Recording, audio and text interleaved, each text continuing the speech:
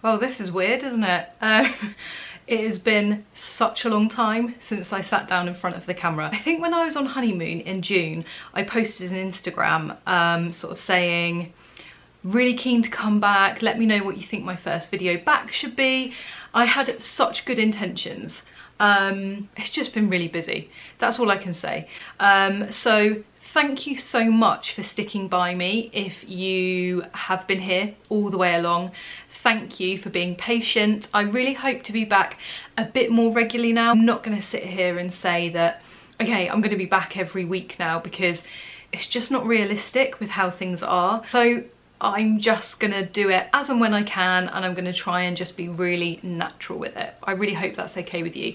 For those of you who are new to this channel, thank you so much for joining. I actually hit 3,000 subscribers. I think it was whilst I was away. But yes, thank you so much for joining. I actually hope to have some content for you. Of course, my first video back was gonna be a haul. I'm actually going to be filming this in 2 parts because I haven't done a haul video since November, I think, and as you can imagine, I've accumulated a lot of books since then. So I'm going to do this in 2 parts. Today, I think we've probably got around 25-30 books to share with you, and then keep your eyes peeled for part 2, which I hope to film very soon. Quite soon. So there are a massive pile of books by my feet, and I thought today I would just share with you what I've bought. Actually, I haven't brought all of these. Some of them were part of my Mr. B's book subscription, which has been going very well so far. If you're keen to kind of hear a review of that book subscription, let me know in the comments, because I would be more than happy to do that at the end of the year once I've had a whole year's experience of it. Yeah, they've come from various places, like my book subscription, gifts from friends, family, charity shops, The Works.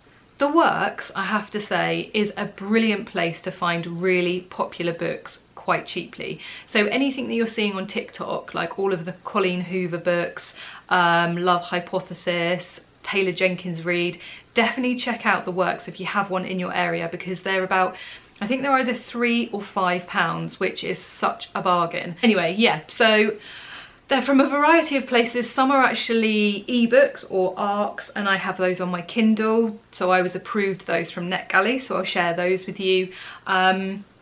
But yeah, let's get into the video because I have been waffling now for way too long. Just before I share with you the first book that is on my haul, any books that I have read, that are in this haul, I'm going to do a mini, and when I say mini, it is going to be mini review of, otherwise this video is going to be so long. But I will just let you know kind of roughly what I thought of it. Okay, let's begin. So the first one on my pile is I Let You Go by Claire Mackintosh. Now, I went on a bit of a Claire Mackintosh spending spree after I read The Hostage, which I read in January and absolutely loved. That's now out in paperback. So I got this one, so I Let You Go, from a charity shop. I also bought, and I think I got this new by the looks of it, I See You, also by Claire Mackintosh. Can you see how much I loved The Hostage? After reading The Hostage, I was really in the mood for more thrillers. I loved it so much that I thought, well, I need to kind of read a lot more. So you'll see there was a bit of a theme here. I bought The Catch by T.m Logan. I bought my first Riley Saga, and I still haven't read this, but this is Lock Every Door. I've heard a lot about this author and never read anything from them. The Lying Game by Ruth Ware. So I read The Woman in Cabin 10 by Ruth Ware, which I thought was quite good, I think, if I remember it rightly. I remember it making me feel a little bit claustrophobic. But anyway, I found this in the charity shop, so thought that I would pick that one up. I received Conviction by Denise Mina as part of my Mr. B's subscription. I think that might have been for February or something. I have never heard of this author or this book, so yeah, it was quite a surprise when it came through the post. I also have, of course I do, I still haven't read any Colleen Hoover. I know.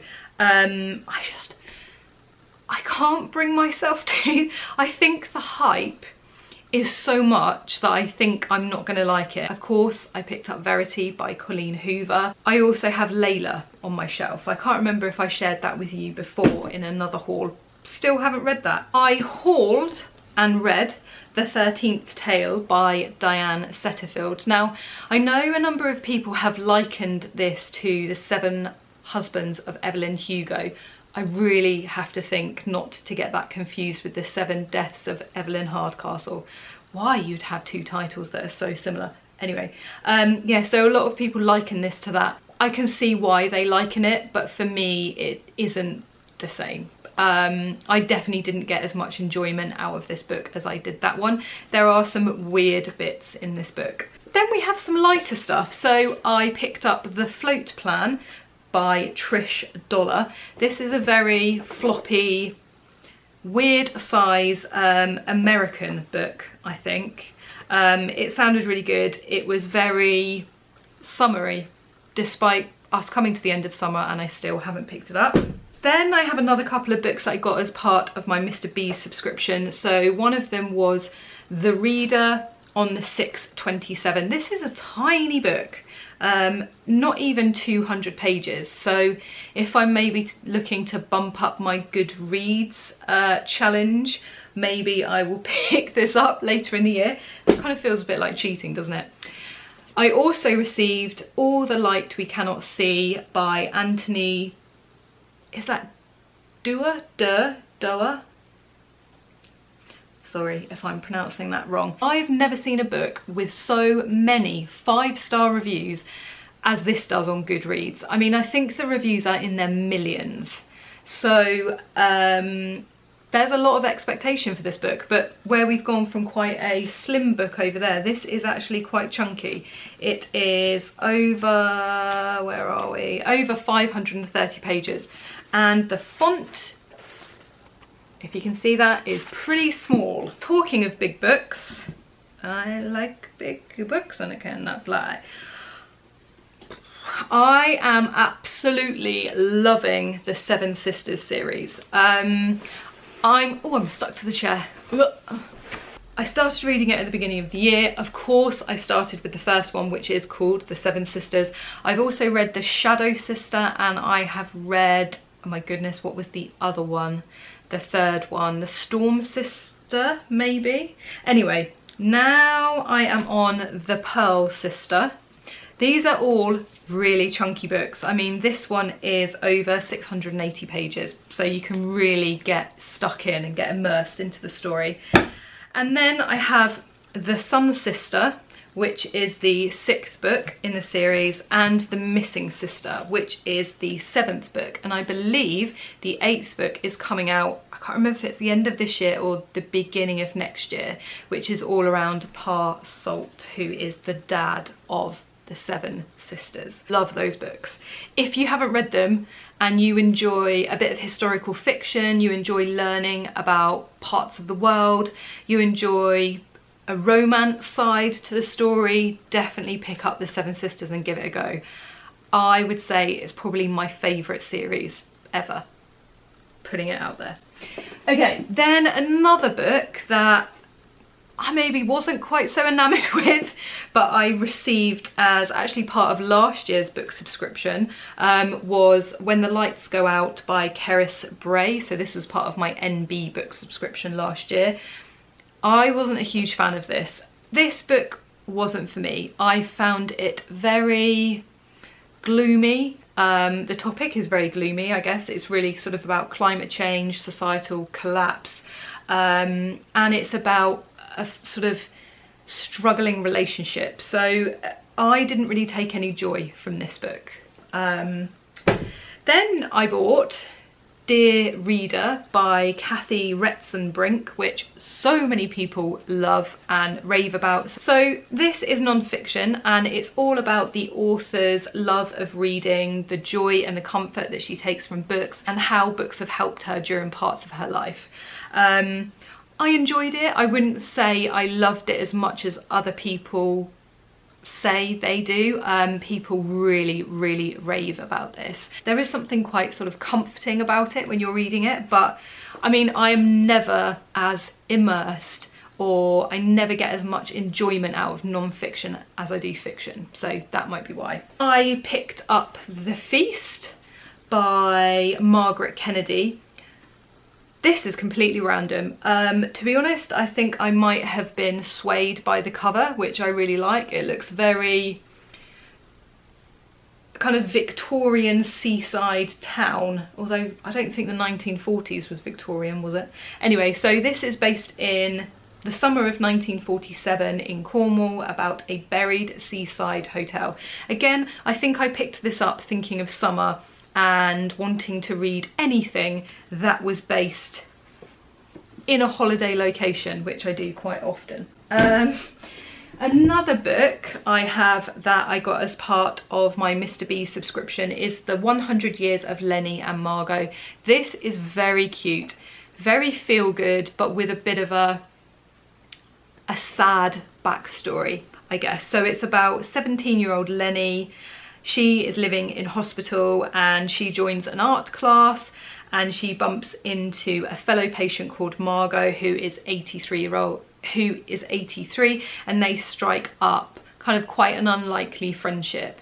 Yeah, really feel good, but equally quite sad at the same time, if that's possible. Then we move on to chick lit, or kind of the more lighter side of fiction, I guess, of what I've already shown you. So of course I have Book Lovers by Emily Henry. I read Beach Read recently, really enjoyed that, and had to pick this up. Again, I was thinking, great, I'll read that in summer. There are so many books that I thought I was going to read this summer, and I have read a lot, but I just can't get through all of them because I have way too many. I recently ordered The Roommate by Rosie Danan. I heard Victoria from What Victoria Read talk about this recently, and I wouldn't think this is her type of book, but she loved it. So I think if she liked it, and it's definitely not her typical genre, I'll really like it. Then I picked up my first Talia Hibbert book, and I went for Actual Age Eve Brown, so I think this is part of the kind of Three Sisters series. Again, I've heard so many people talk about this, absolutely rave about it, even if it's not kind of their particular genre of choice, so I'm really looking forward to reading that. And then of course I've got The Love Hypothesis by Ali Hazelwood, so as it says here, the TikTok sensation. This was one of those bargains that I found in the Works. I think it was £3, so definitely check out the Works if you've got one near you, because there are some book bargains in there. Then I have some books that I don't have here, so I will just pop a picture of the cover either here or here, depending on where it works best. So these are books that I have already read, I think, and I have passed on, or I have read on my Kindle, or I have yet to read, but I have them on my Kindle. God, that was a long way round of saying all of that.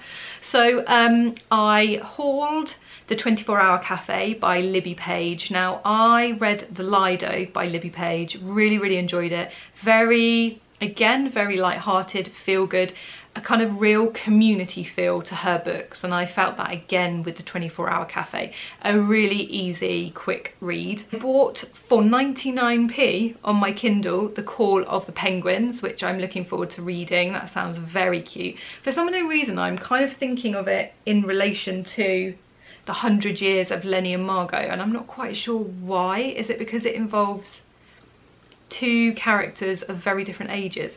I don't know, I could have got that completely wrong. I also read on my Kindle Trust Me by T.M Logan. So obviously I've got, I think it was called Catch Me or something down there by that author. I previously read The Holiday by T.M Logan, really enjoyed it. Then I read Trust Me, and oh my god, it made me feel so uncomfortable. It was a thriller that I just didn't enjoy, and I haven't really found that yet. It was really sinister and dark, but not in a good way, not in a kind of gripping page turner oh my gosh, I can't get enough of this way. It was just a, I don't want to pick this up because it's making me super uncomfortable. Yeah, that one wasn't for me. So I guess this next one that I have here will be whether I continue reading T.M Logan or I say goodbye. I was approved for Square One by Nell Frizzle on NetGalley. I mean, that would have been a pre-release, but by now I'm sure it's out and I still haven't read it. I really do need to get around to that. Also, I was approved for The Christie Affair by Nina de Gramont. I've never read any Agatha Christie, but I was intrigued by kind of the true story behind her disappearance. So that's why I requested that on NetGalley, and I was then approved for it. And again, I still haven't read it, but it is on my Kindle, so I'm sure I'll read it at some point. I also bought and read, and again I think this was from the works for £3, How to Kill Your Family by, oh my gosh, what's her name? Bella Mackie, that's it. I read that book, quite enjoyed it. A very different story, completely different sort of concept to what I would normally read, but yeah, I have lent that and passed that on to a friend. Another book that I was approved for on NetGalley for my Kindle and have since read is The Club by Ellery Lloyd. I really enjoyed this. This was a bit of a different thriller for me though. It gave me, if you've watched the Netflix, was it like a one-off, I think? I don't think it was a series, but the Netflix Fire Festival programme. That was brilliant, and The Club gave me those kind of vibes because it's all around a private members club on an island, actually in the UK. But I really enjoyed it. I found myself kind of very immersed in it, but it was quite a slow burn. I really enjoyed the story. I wouldn't say it was as gripping or page-turnery as some other books that I've read, but I still really enjoyed it, and I would read more from the author. I think it's 2 authors, is it? Like Christina Lauren? I might be completely wrong. So that is part 1 of my comeback haul. Stay tuned for part 2, which I hope to share with you quite soon. There will be another, I think I've got about another 25-30 books to share with you, so I've been busy buying. I've also been busy reading, but I definitely can't read as quick as I buy. No chance.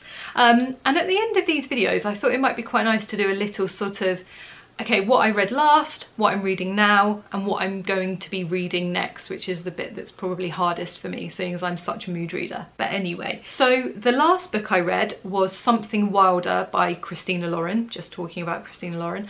I've previously read The Unhoneymooners, really enjoyed that book. A very kind of good summery pool beach read. Picked up Something Wilder thinking it would be very similar, and in some ways it is, but my goodness, there are some weird, jarring bits that happen in that book. No spoilers, but if you've read it, you'll know what I mean. I was not ready for some of those bits that happen. I'm currently reading The Pearl Sister by Lucinda Riley. I am about a third of the way through this. Like I said, I absolutely love this series. If you haven't tried it, please just pick up the first book, which is The Seven Sisters, and give it a go. And then next, like I said, this bit's so hard. I'm such a mood reader. So what I tend to do is pick out 3 or 4 books of my huge TBR cage, as some of you have said, and I asked Michael to then pick from that shortlist. But as we're sort of heading more now into autumn, I can't wait. I absolutely cannot wait to wear knits and it to be raining and feel cozy and have hot drinks and not sweat. I think it may be a thriller next. So if any of those that I've shared with you today, if you can recommend any of those or any of those that you think I should bump to the top, let me know. Okay. Right, I'm going to actually put back together my bookshelf now because it is an absolute mess. Thank you so much for watching, and like I said, thanks so much for sticking by me while I've been absent for so long. I hope to be back a bit more regularly now. Have a good week, and I hope to see you soon. Take care. Bye.